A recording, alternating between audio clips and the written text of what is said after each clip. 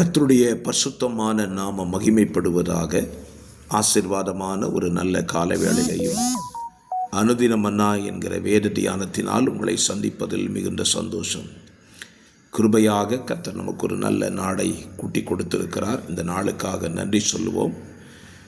இந்த நாள் நம்முடைய இந்திய தேசத்தின் குடியரசு தினத்தை அனுசரிக்கிற நாள்.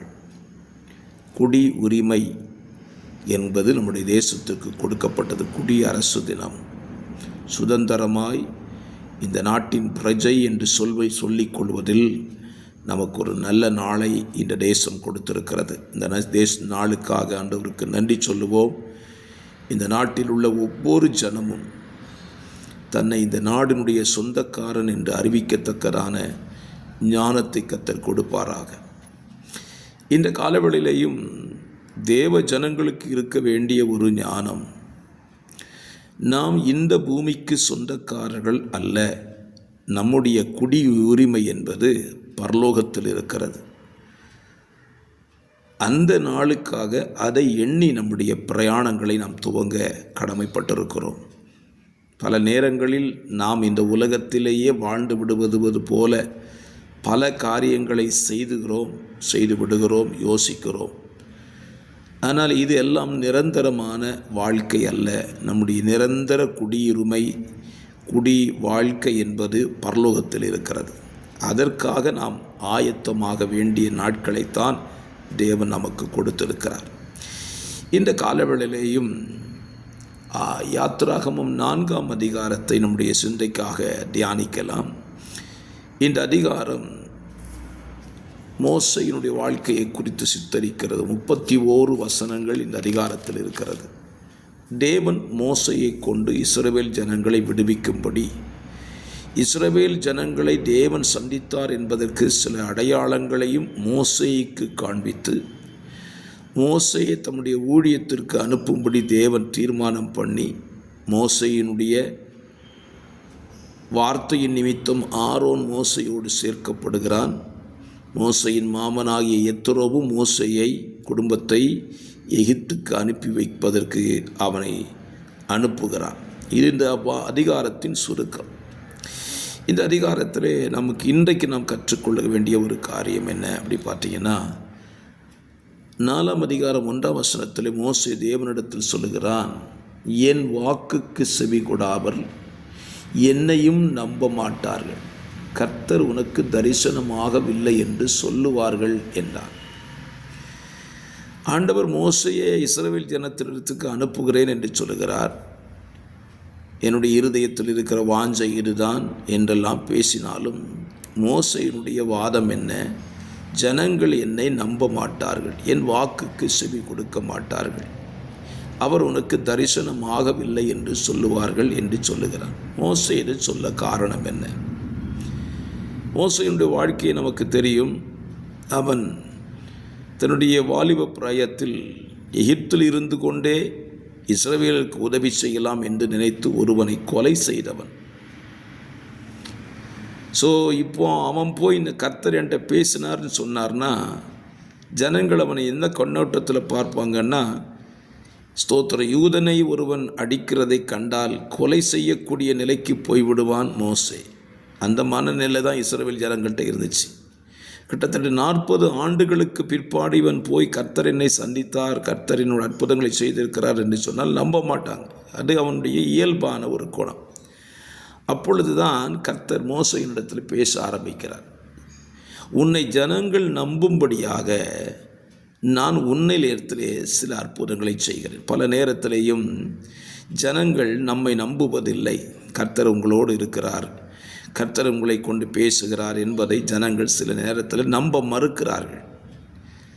அதற்கு தேவன் பயன்படுத்தின 2 காரியம் பாருங்கள். ஒன்று, மோசையினுடைய கையில் இருந்த கோலை பார்த்து கேட்டார், உன் கையில் இருக்கிறது என்ன?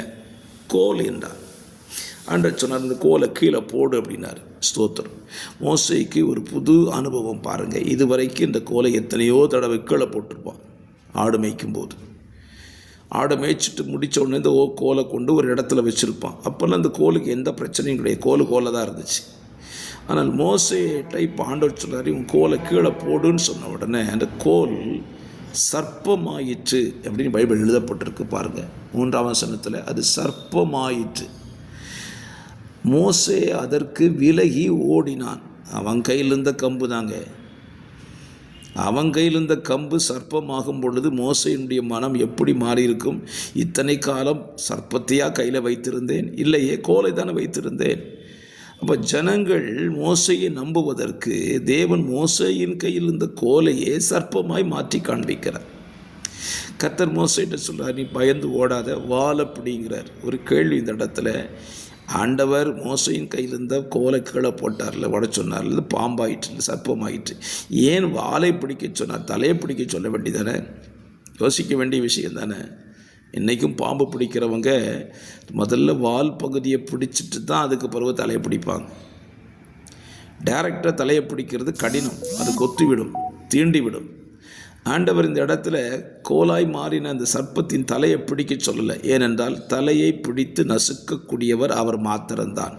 பல நேரத்துலையும் நம்ம அவசரப்பட்டு தலையை பிடிக்கிறோம். இல்லை, தலையை நசுக்கினவரும் நமக்கு நசுக்கி போடுகிறவரும் அவர் தான். அப்படி தானே சொல்லியிருக்கிறார், சீக்கிரமாய் சாத்தானை உங்கள் காலின் கீழே நசுக்கி போடுவார் ஒருத்தர். அப்போ நசுக்கிறவர் செய்ய வேண்டிய வேலை அவர் செய்வார், நம்ம செய்ய வேண்டிய நம்ம என்ன செய்யணும்? இப்போ வாழை பிடிக்க சொன்னார், மோசை வாழை பிடித்தான், அது கோலாயிற்று. இப்போ மோசையின் கையில் என்ன இருக்குது? சாதாரண கோலில் வல்லமை உள்ள ஒரு கோலாய் மாறிற்று. ஸ்தோத்திரம். இப்போ 2வது சொல்கிறாரு, உன் கையை உன் அடைப்பைக்குள்ளே போடுனார், உன் சட்டைக்குள்ளே போடுனார். உன் சட்டைக்குள்ளே போட்டான், போட்டு வெளியேடினார். கை குஷ்டரோகம் மாதிரி ஆயிடுச்சு. அவனுடைய கை குஷ்டரோகத்தை போல மாறினது. ஸ்தோத்திரம். வெண்குஷ்டம் பிடித்திருந்தது. இப்போ கர்த்தர் சொல்கிறாரு, திரும்பவும் கையை உள்ளே போடுங்கிறார். திரும்பவும் போடுறான், மறு கையை போல சொஸ்தமாயிற்று. இந்த 2 அடையாளம் எதற்கு? மோசேயை ஜனங்கள் நம்புவதற்காக, மோசையினிடத்தில் கர்த்தர் தரிசனமானார் என்று சொல்வதற்காக. என்னை கேட்கிற கர்த்தருடைய பிள்ளைகளே, ஊழியர்களாக இருக்கிற நாமாயிருந்தால், விசுவாசிகளாக இருக்கிற நீங்களாயிருந்தால் 2 காரியத்தை புரிந்து கொள்ளுங்கள். நம்மிடத்தில் கர்த்தர் பேசினார் என்பதற்கு அடையாளத்தை ஜனங்களுக்கு தேவனே காண்பித்து கொடுக்கிறார்.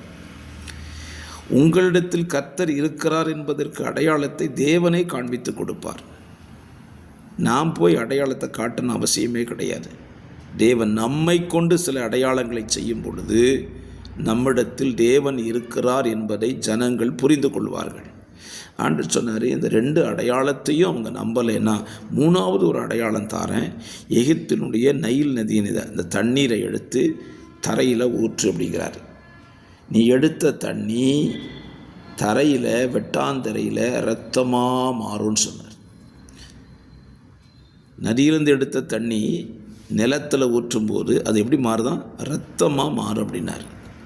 ஸ்தோத்திரம். இப்போ 3 அடையாளங்களை மோசைக்கு கொடுத்து சொல்லுகிறார், நீ போ, நான் உன்னை கொண்டு இஸ்ரவேலரை எகிப்திலிருந்து ரட்சித்து கொண்டு வருவேன் என்று சொல்லுகிறார். என்னை கேட்கிற அருமையான கர்த்தருடைய பிள்ளைகளை, இன்றைக்கும் நம்மை கொண்டு தேவன் சில அற்புத அடையாளங்களை செய்து ஜனங்கள் தேவனை விசுவாசிக்கும்படியாகவும், அழைக்கப்பட்ட தேவனால் அனுப்பப்பட்ட ஊழியர்களை விசுவாசிக்கும்படியான பலத்த கிரியையை கர்த்தர் செய்வாராக. ஸ்தோத்திரம். நான் செய்ய முடியாது, என்னால் ஒரு அற்புதம் நடக்காது. அற்புதம் என்பது தேவனால் நடக்கக்கூடியது. நான் செய்ய வேண்டியது என்ன? தேவன் எனக்கு சொன்ன வார்த்தைக்கு நான் கீழ்ப்படியும் போது அவர் தம்முடைய வல்லமை என்ன செய்கிறார்?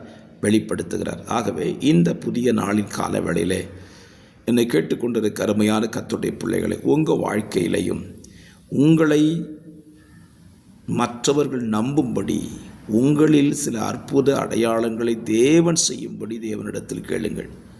நிச்சயமாய் செய்வார். அந்த அற்புத அடையாளங்கள் என்பது உங்களால் அல்ல, தேவனால் நடக்கிறது என்பதை நீங்கள் புரிந்து கொள்ளுங்கள். ஜனங்கள் உங்களை நம்பும்போது கர்த்தருடைய நாமம் மகிமைப்படும். ஜெபிக்கலாமா? பரிசுத்த பிதாவே, இந்த நல்ல புதிய வாரத்தின் துவக்க நாளிலே இந்த காலை வார்த்தையின் கொண்டு உம்முடைய ஜனத்தோடு பேசுவீராக. உம்முடைய ஜனத்தோடு நீர் இருக்கிறதை சில அற்புத அடையாளங்களை கொண்டு நடப்பித்து உம்முடைய ஜனத்தை அநேகருக்கு முன்பதாக நிறுத்துவீராக. உங்கள் நாமத்தை மகிமைப்படுத்துவீராக. தாழ்த்துகிறோம். இயேசு இரட்சகர் நாமத்தில் தாழ்மையோடு ஜெபிக்கிறேன். ஜெபம் கேளும் நல்ல பிதாவே. ஆமேன், ஆமேன், ஆமேன்.